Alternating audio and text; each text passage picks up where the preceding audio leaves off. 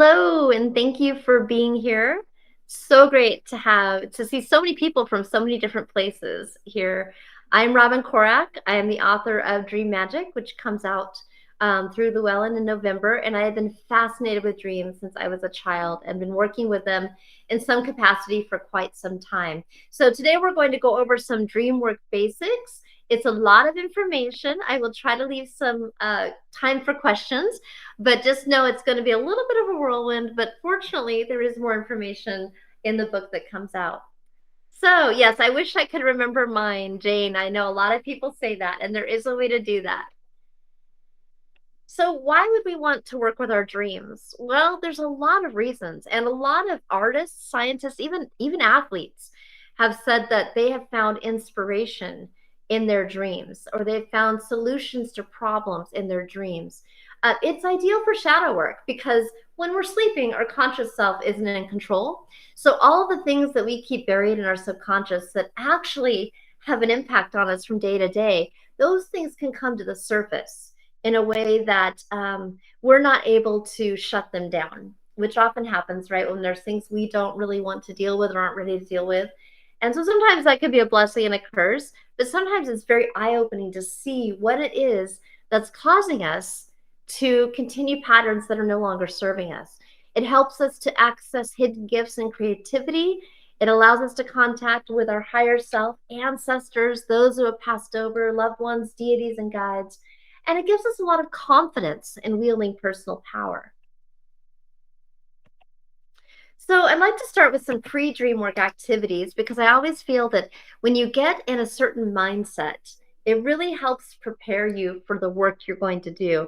And I can tell you that for me, even with meditation, which I used to really struggle with because I have major monkey mind, once I started coming up with a little pre-meditation ritual, for example, lighting incense, it got to a point when I did that consistently that when I would light the incense, my mind would automatically start to settle down because it knew it was time to do that work. And the same thing is true with dreams. So some of the things that I will do is to take a really soothing bath, play shamanic drumming, because that is known to put us in a bit of a trance state, and dimming the lights. And if you have a bathtub, if you're able to luxuriate in a bath, I imagine that bathtub as my cauldron of transformation. And I really try to engage all of my senses and boil it down to, what do I hear? What are the sounds I hear? What are the things I feel, or what do I see? How do I feel internally? And really think about, how does it feel to be carried by the liminal element of water? If you think about it, we're floating in this water. We're still on Earth, but we're still in this liminal state, and the dreams that we have are a liminal state as well. And so really thinking about that and surrendering yourself to the sensation of being between the worlds. And as you end your bath, imagining all of your thoughts and worries going down the drain. I like to use Epsom salt to help with that process, but that can really help calm our minds to get into the dream work. And Miss Carrie, I love that you're in the bath right now. That's perfect. The other thing I try to do is to establish a pre and post dream ritual. So as I said before, this helps trigger your mind over time. So it starts to associate the ritual with dream work. And a bath can be part of that. I would just say set aside the bath that you're using for dream work from an ordinary bath. Like really use it for relaxation, that sort of thing. I know it's been said before, avoid blue screen time because that interrupt with your sleep. Avoid caffeine, alcohol, tobacco.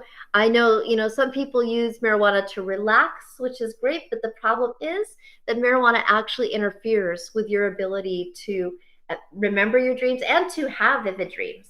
Mugwort tea, yes, Jane, mugwort tea is another thing that can really help.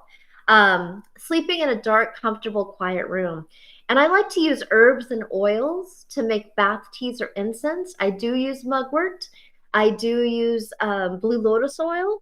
There's a lot of different herbs and oils that can really help with your pre-dream work activities. And you can also use a dream doll or a pillow, which we're going to talk about in a little bit, bath salts, an oil diffuser, an electric oil burner, or even, because I know diffusers can be harmful to some animals. So you can roll oil on in a bottle. Always just make sure to talk to a physician about whatever herbs or oils you're using, and to make sure that you use it with a carrier oil, such as olive oil or things like that. Um, and somebody asked, Venus Queen asked, can the pre-dream rituals be used to call in a certain type of dream? Yes, they can. And I talk about that a little bit more in my book, but you're absolutely right. You can use these rituals to call in a certain type of dream. And lavender, Jane, is also a wonderful herb and oil to use. So the next thing I like to think about is who can I ask to help me in my dream work activities? And there are many allies and helpers. Um, the thing about, for me, a lot of the deities that are helpful in dreams are liminal deities. And it makes sense because your dream world is the liminal world, right? You're still here on earth, but you're not quite here when you're in your dream. So there's a lot of deities you can work with, and these are just some examples, not an exhaustive list by any means. But Morpheus, the Greek god of sleep, Persephone is one of my personal favorites. And the reason I say that Persephone is a good ally is because she crosses the boundary from her life on earth as the goddess of spring to her life as the dread queen of the underworld. And really, dreaming is an underworld in a sense. Death used to be called the little sleep. So there's definitely some crossovers there. Hermes is a psychopomp, so he's another ally that's good to work with.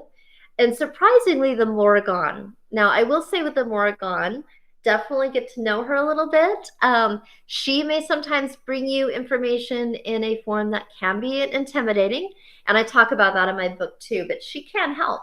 And Nephthys, the Egyptian god of dreams. So there's a wide variety of deities that you can use to work with in your dream magic. And also guides.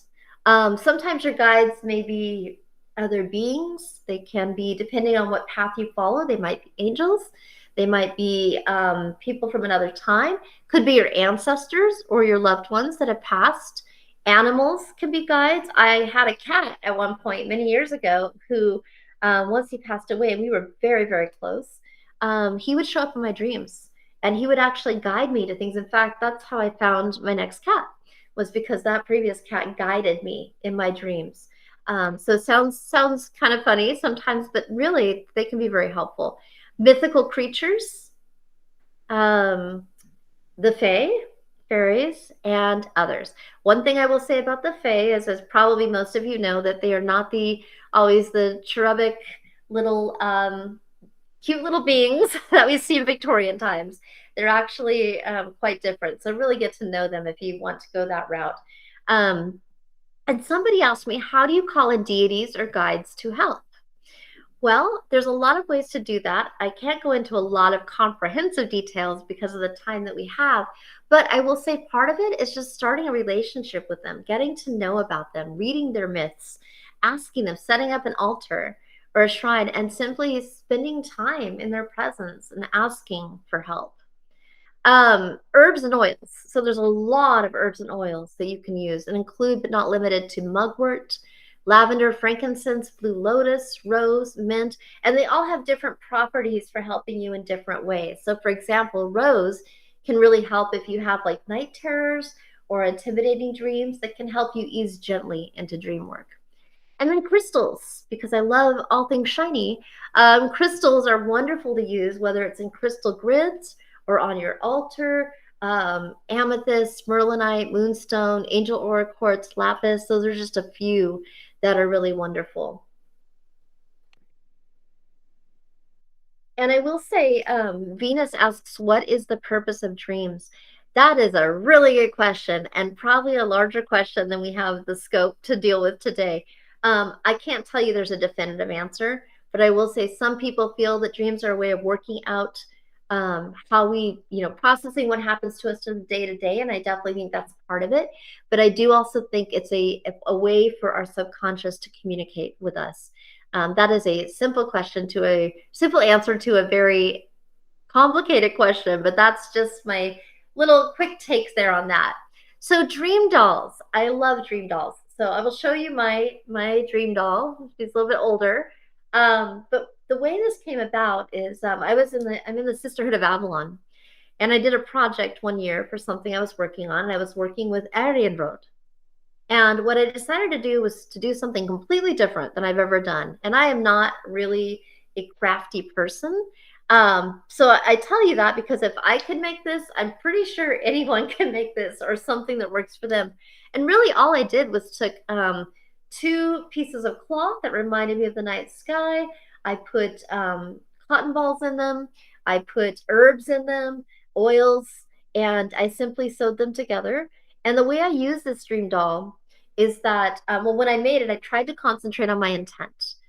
Sometimes you can chant, sometimes you can burn incense, but I really just tried to concentrate on this. I want this doll to be my ally, or my ally, I'm sorry.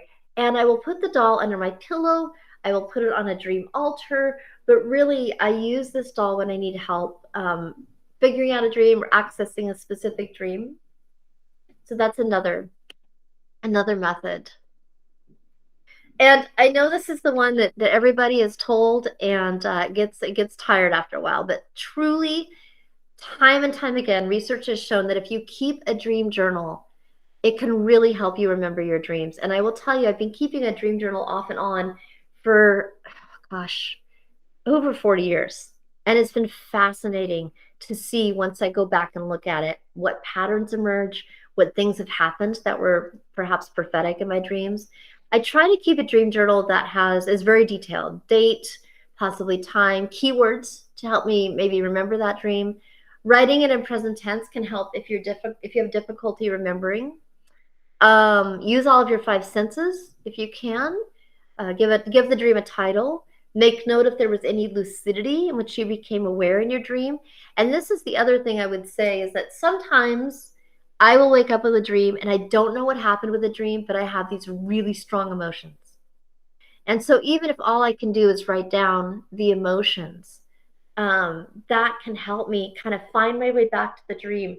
I also use the imagery of a silver yarn as connecting me to the dream world. So what I will do when I wake up first thing in the morning, I will start thinking about what do I remember and work my way backwards from there with the image of a silver yarn. Now, the nice thing, if you don't like to write, if you can't stand journaling, that's okay, because almost every phone these days has a voice recorder, right? So you can simply talk into your voice recorder first thing when you wake up and just state whatever you remember. You can draw.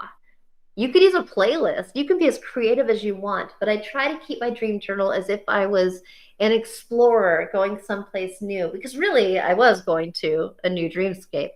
But I also would suggest that you don't look at your journal for at least 2 weeks. And the reason I say that is because I find that, if I look at it in the beginning, it just seems like, yeah, I had that dream. But if you can look at it later on, it's amazing what you will start to see patterns emerge, things that your subconscious is trying to tell you, ideas that come up that maybe didn't mean anything at the time, even things that maybe were prophetic.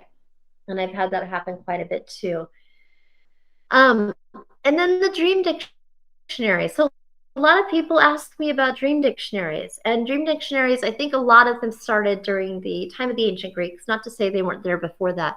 The thing that to me is limiting about dream dictionaries is that while there's always universal and cultural cues that have some similarities, we are all so different.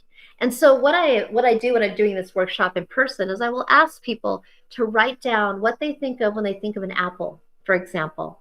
And it is amazing the range of responses you get. Some people have said apple makes me think of health. An apple a day keeps the doctor away. Some people some people said it makes them think of an apple tree. It makes them think of love because their son planted that for them. And so my point is that we all have our own individual subconscious language.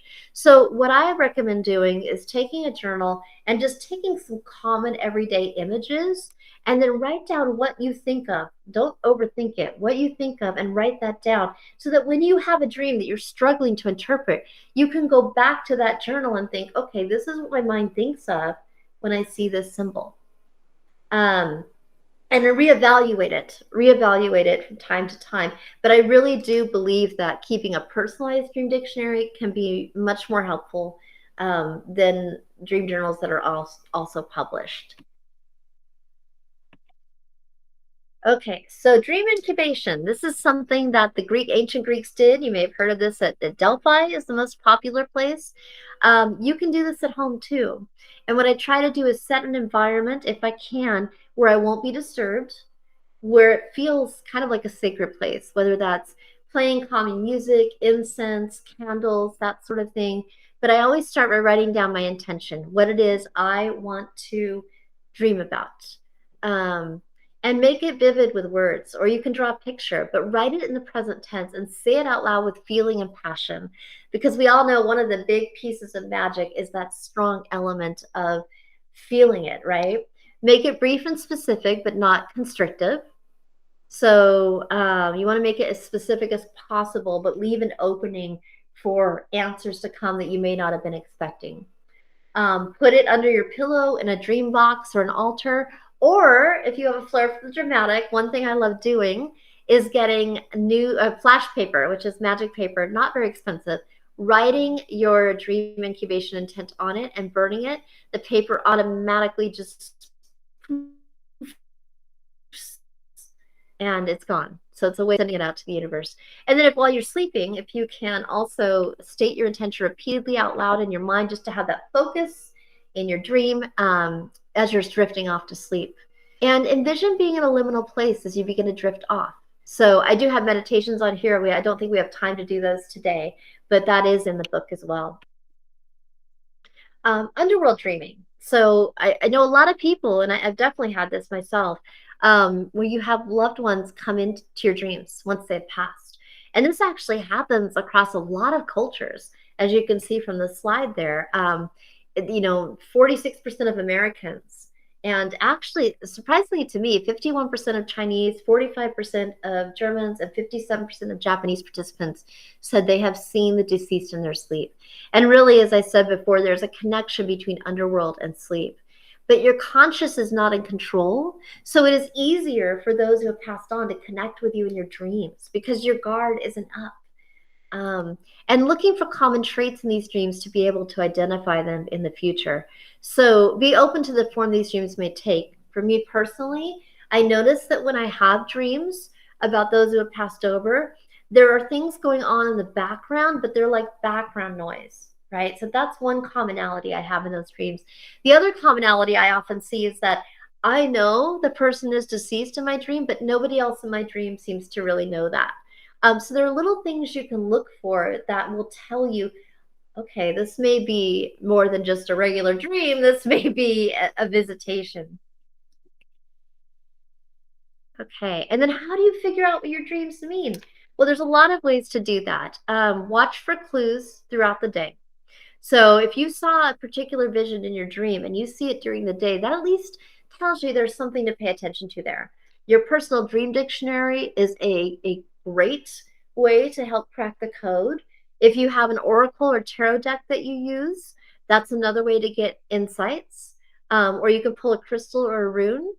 Walking a labyrinth. So I was always taught when you walk a labyrinth, when you walk inside, you're asking the question.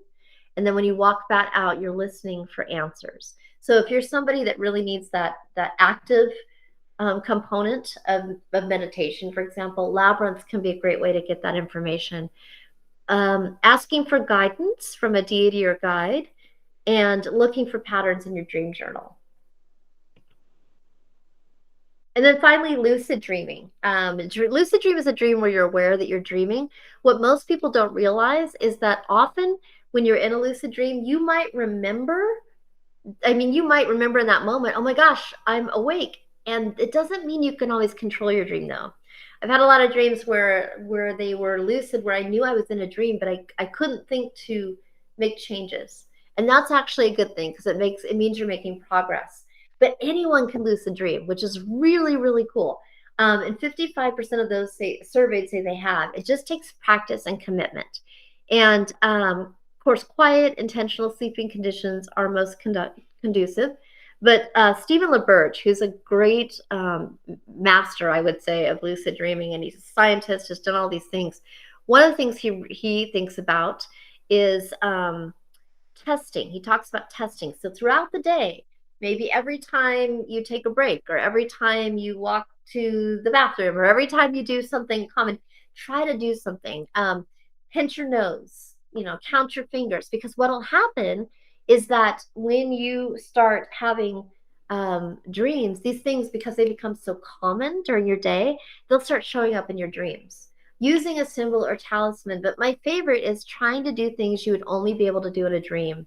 So, for example, throughout the day, I might take a moment and try to push, as silly as it sounds, I might try to push my finger through my hand, or I might try to push my hand through the wall, right? Sounds very silly, but what happens is, again, once you do that on a regular basis, in your dreams, you will start doing that. But in your dreams, you will find that, hey, I can push my finger through my hand, and then you will know that you're lucid dreaming. Tarot doorways is another way that you can help get into a lucid dream. And then finally, noticing recurring dreams. I frequently have dreams about being on an airplane, or this one is actually kind of bizarre, but I always have dreams about being at Disneyland right before it closes. Or I go to Disneyland, I go on this ride, and it is nothing like the original ride. I'll be in the Haunted Mansion, and it's somebody pulling me on a little red wagon and people jumping out in sheets going boo. Obviously not the original Haunted Mansion, but the thing about that is you, at that moment, you'll know, oh, this is a dream. I keep having these dreams. And so that's another way to determine that you might be in a lucid dream. And just a few other tips real quickly. Make a note of what works and what doesn't in your dream journal. Use the hand or checking technique throughout the day until it becomes a habit. Try not to have too many preconceived notions of how your dream work will play out. And really be, well, first of all, you have to be patient, because we've spent many, many years not paying attention to our dreams, many of us. And so it takes some time, but also approach it like play. Because if you try and you try and you try too hard, it's going to be even harder. It's like those little things you put on your finger where if you try to pull your fingers out, they're stuck. So really approach it like play, and just allow yourself some grace in getting back to that.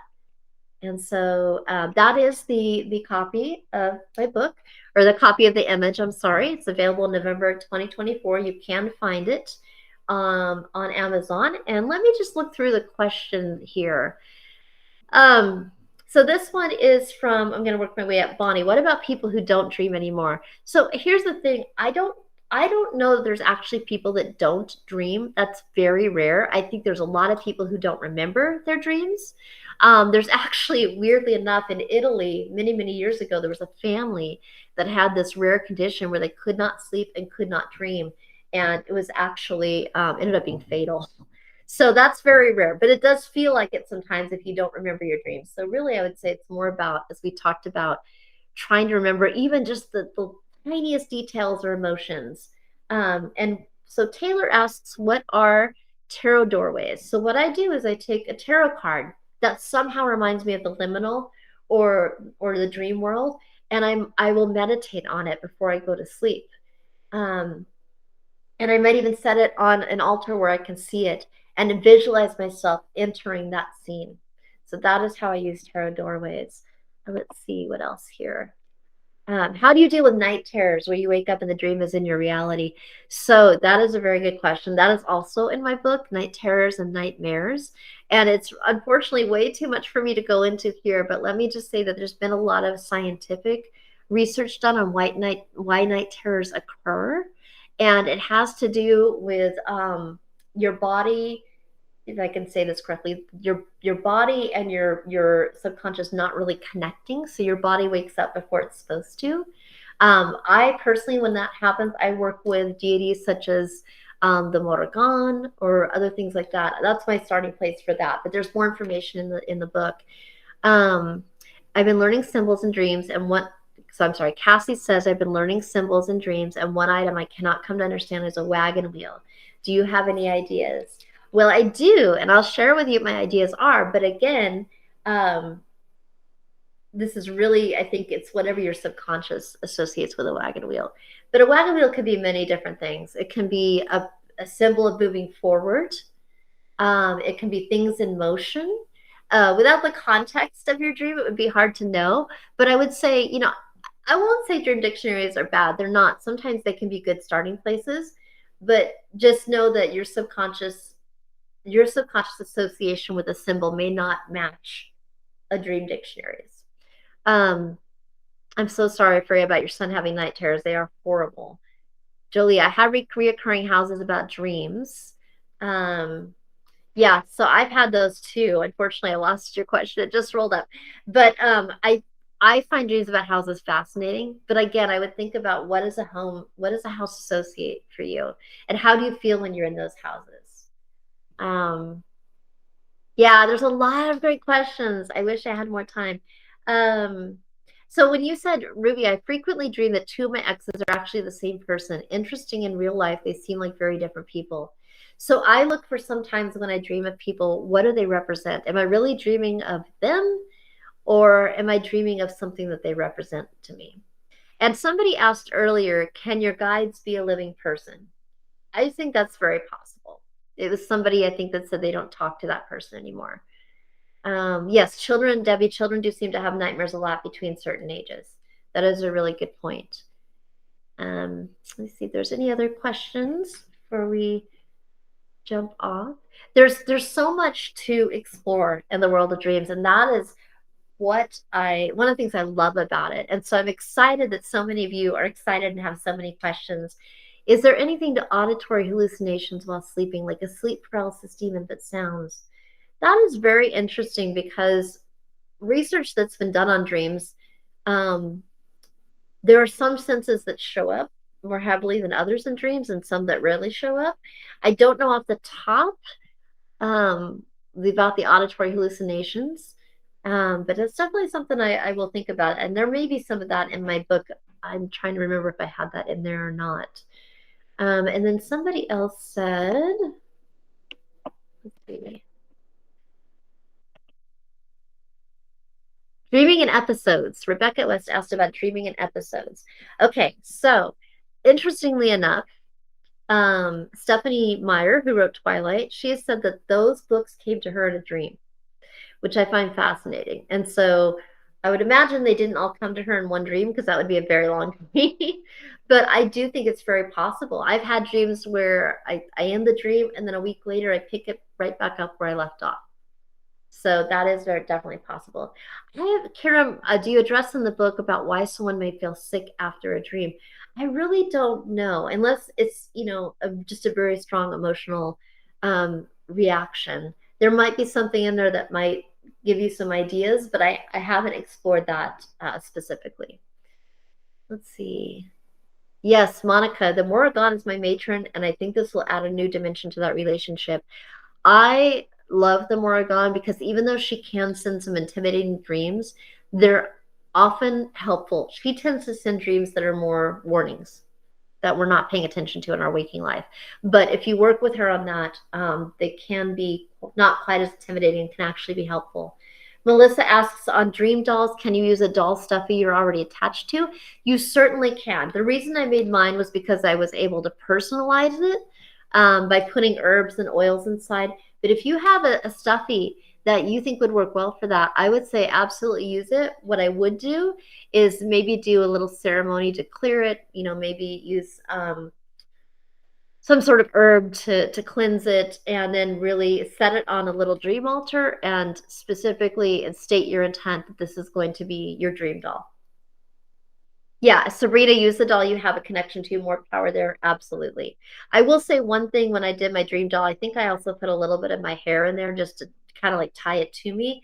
But there's a lot of ways to do this. There is no one right way. Monica, thank you. Thank you for your kind words. I think I have time for one more question. Okay, Mel, an old Native American guy, always walks in at the dream, into my dream, shakes my hand, and then leaves. I would definitely, if you can, and this is something that Indigenous people in different cultures do, ask the next time you meet that person in your dream, ask them what their purpose is. They might be there as a sort of guide. Any advice for people with tinnitus? They tend to knock out or cancel themselves with aid or white noise, achieve silence. I do not specifically explore that, but it's definitely something worth exploring. Thank you. Sabrina, lucid dream versus astral travel. They are connected, but there is a difference between the two. I do talk about um, how they're related in my book. And then, Andrea, in your book, do you talk about enhancing our dreams? Yes, I do talk about that. And in fact, there are ways to do that. There's a meditation in there that I call the control panel. And the control panel really helps you to do a lot of things. If you're having nightmares, turn down your nightmares. If you're wanting to do about a specific thing, you can use the control panel to do that. So there's definitely information in there about that. All right. Well, I think my time is about up. I want to thank everybody for coming. It's been so interesting reading all of your comments. I appreciate the time, and I look forward to watching the rest of the speakers. So thank you.